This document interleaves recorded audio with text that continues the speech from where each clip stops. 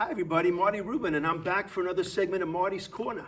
And we have Max Kuenzer today, who is playing the multi-talented, entertaining, Some may say multifaceted, secretive, Oh, more than secretive. Anyway, Yes. let's cut to the chase. suave gentleman, Oh.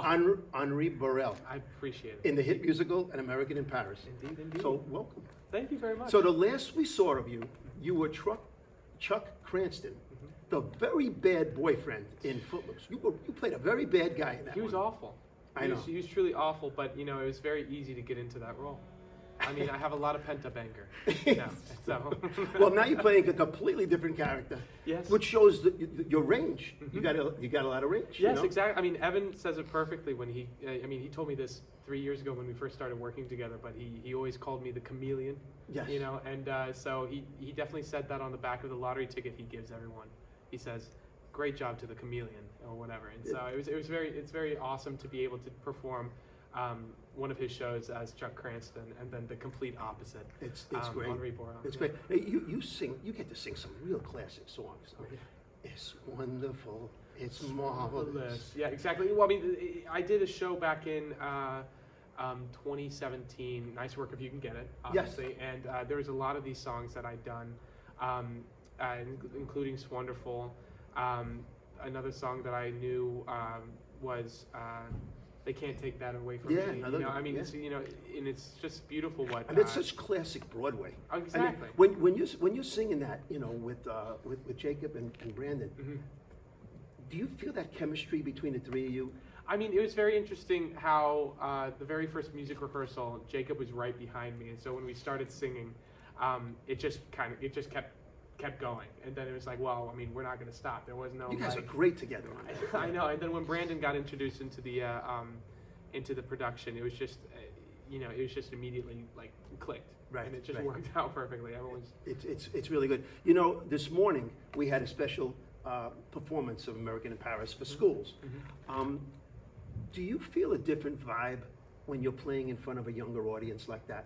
100%, and it helps tremendously to think back to when I was their age, which was not Right. too long ago. No. And to understand where they're coming from, because there's a lot of times where they don't clap when usual people, like audiences, do Right. clap, and that, in turn, I was like, I could think it was just because of how old they are or whatnot, but I remember back then it's like I didn't want to clap because I didn't want other people to think that I actually liked what was going on stage. You know what Right. I mean?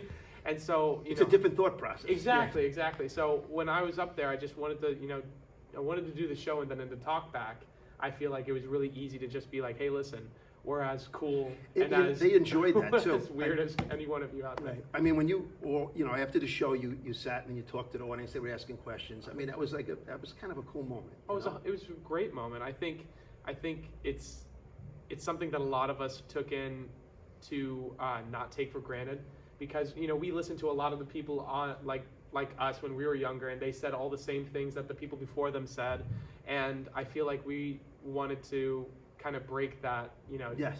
divide what other people were saying, the usual stuff, versus what it actually is, like the cheats to how to get into the theater, and how Yes. it's like you don't have to go to school, but if you want to, you Right. can. Well, You you gave good advice to them. I mean, that one of the questions was, if they were interested in getting into theater, what kind of advice would you give? And it was some interesting advice. Oh yeah, no, exactly. I mean, it's just that a lot of people have gone through their own trials and tribulations of the craft, and a lot of people have heard other people's stories. So it's like, you let that affect you, and you let that affect the people around you, and then you just kind of learn from that experience, Yes. the other people's experiences. No doubt. Now, listen, as a Marty's Corner fan, there's a sports analogy coming, right? Of course. Are you ready? I'm ready for it. Okay.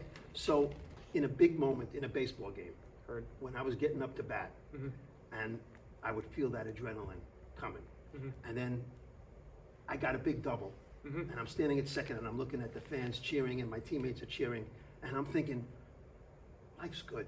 Life is good. Okay, that's what I look at when I see you performing. I'll build a stairway to paradise. I see that moment. That is such a show-stopping song. Do you give yourself like a second to just soak in how much the audience is loving that?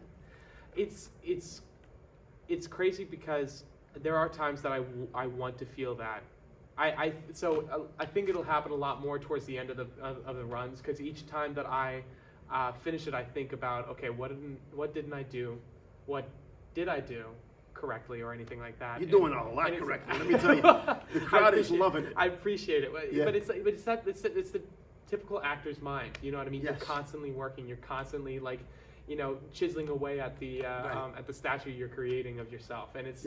and that's what it's like. You have that moment of like, God, I can catch my breath, but what just happened? You know what I mean? And so then you hear all the people around you, and it's like, I don't want to take this in because I can't believe it. Right. But right. in a sense, like I've been in your position, playing hockey for 7 years, Yes. being on that, let's say we're doing a shootout, I'm the last guy that could break, Right. end it all. And when you do, it's just like, I can't believe it all happened. Right. And it's all So done before and it's you good. did that shootout, Yeah. and you're the last one, Mhm. that feeling that comes in you, the butterflies, the adrenaline, is that the same feeling you get on stage? 100%.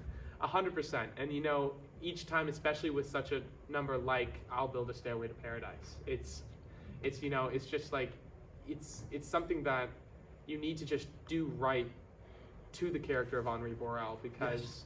it's something that, heck, some of the high schoolers had thought themselves, when it's like, if they ever got their own leading, Right. moment, or they ever got their own opportunity to perform, it's exactly what, they need to understand. It's like, you can be nervous and afraid on stage, but then you also need to realize why you're doing it and remember why you're doing Right, it, right. which is exactly what Henri has to go through the Right. entire number. And Well, each time. that song is so contagious. Mhm. I mean, I just can't help myself.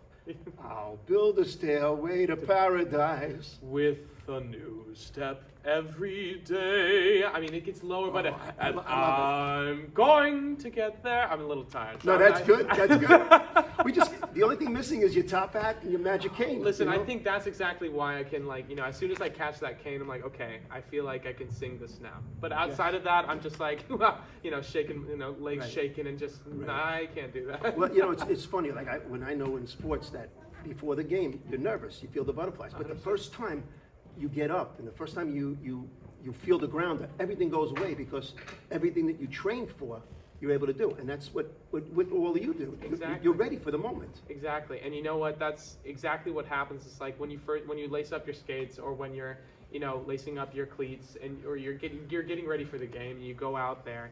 It's as soon as you hit the ice, for instance, or hit the stage, you just immediately forget about everything. It's time to do your job. Yeah. And I think that's what's so infectious about the theater, is that once you hit the stage, you just see the lights, and that's all you see are Yes. the lights, and you can't Yes. see anything else. Yes. And And you're in your own world. Yeah. exactly, and so that's when it's like, I can't focus on the audience because I need to focus on the world that I have in front of me. So That's a good way to put it. Exactly. Where did you grow up, Max? I grew up in Plano, Texas, which is just 30 minutes outside Dallas. Yes. So as a little guy, Yeah. did you dream big about being a Broadway star? What did you dream Not at about all. as a kid? As a kid, I wanted to be a professional hockey player, and then after that had gone out of the window. So I take it you were good then. I was very good for a 14-year-old Yes. who didn't aspire too much. It's just, as soon as I got over hockey, I wanted to become a professional video game, Right. video Well, gamer. so when did you It's make like, the transition to theater? I made the transition to theater in 8th grade when I was at my dad's friend's daycare that's within a Zumba class. Yes. So I helped her out take care of all these kids who went with their moms Right. to go to the Zumba class. And I had done this weird Sean Connery impersonation to this little kid who wanted to talk to the president, or he was acting as the president. And then she just saw that and was like, hey, listen, Jim, my dad, I would really love for him to be in my show. And so then I got into the show. I did not want to do it at all. I missed the first 2 weeks of rehearsals because I did not want to do it. Right. And lo and behold, I went in, and it was the most inviting thing I could have ever That's done. right. And so then after that, I had been in music the entire time, so I didn't really think about the acting, but rather the music that was with all these Right. shows. I just got addicted, and I couldn't stop. I think you saw the taste you got in hockey, Mhm. that feeling, you could get it in acting. 100%, 100%, and it's just as rewarding, if not more rewarding, in Right. the theater, especially with all the hard work you have to put in. That's not only physical, like in hockey, but emotional, and in just intellectual in a sense as well. Right. So I think you find a lot more pride within all of that and just motivation to keep on great. going. Max, thank you so much for being on Marty's Corner. I've been waiting so long. My God. It's been a pleasure. I mean, if you want to see Max putting on his top hat, all right, catching that Magic King, right, shuffling off the Buffalo, as only he can, and you got to come on down to the Argyle Theater. We're playing straight through to the 23rd, October 23rd, Sunday, and we can't wait to see you out here. Can't wait to see you. Bye-bye.